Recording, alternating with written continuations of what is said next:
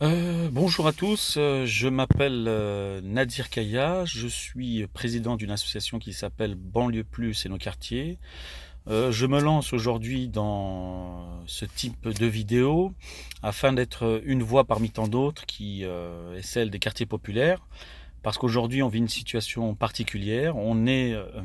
euh, dans un mouvement national notamment qui est celui des Gilets jaunes.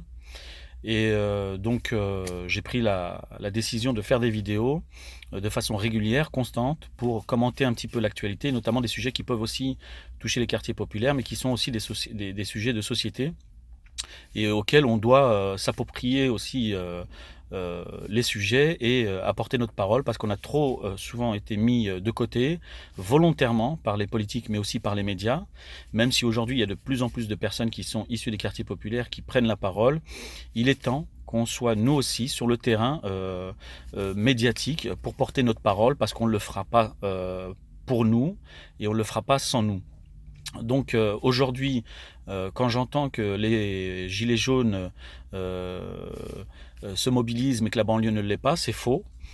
Certes, elle ne l'est pas de façon importante, mais il y a toujours eu, et dès le début, des citoyens qui se sont sentis gilets jaunes par rapport à un historique et un passif, et parce qu'on est, comme n'importe quel Français, concerné par cette situation, et encore plus sur certains aspects.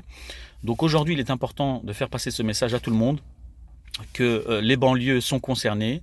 qu'il y a certes une minorité de personnes qui sont mobilisées et qu'il est important que chacun dans les quartiers populaires comprenne qu'il a sa part à jouer dans cette action pour ses revendications, pour sa dignité, son honneur, pour ses parents, pour lui, mais surtout pour ses enfants. Je rappellerai dans d'autres vidéos la situation et l'histoire un petit peu des quartiers populaires et de la situation actuelle, notamment par rapport à différentes actions qui peuvent se passer en banlieue, qui sont mises à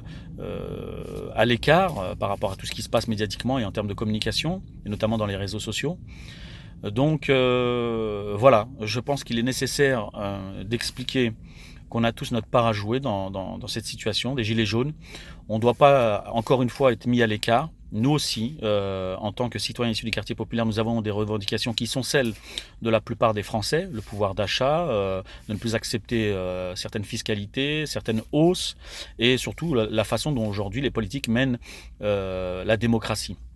On doit réellement changer la façon de faire de la politique en France et ça passe par le peuple, même si ça déplaît à certains, à certaines castes, à certaines élites, à la bien-pensance. Aujourd'hui, je pense qu'à notre niveau, en tant que simple citoyen, on peut être capable, et preuve en est, d'apporter des propositions concrètes à des solutions, à des situations qui existent et qui perdurent depuis trop longtemps et qui sont aussi surtout le fait des politiques et de ce manque de courage et surtout de ce manque de volonté de répondre à nos aspirations parce que le rapport de force n'a pas été fait.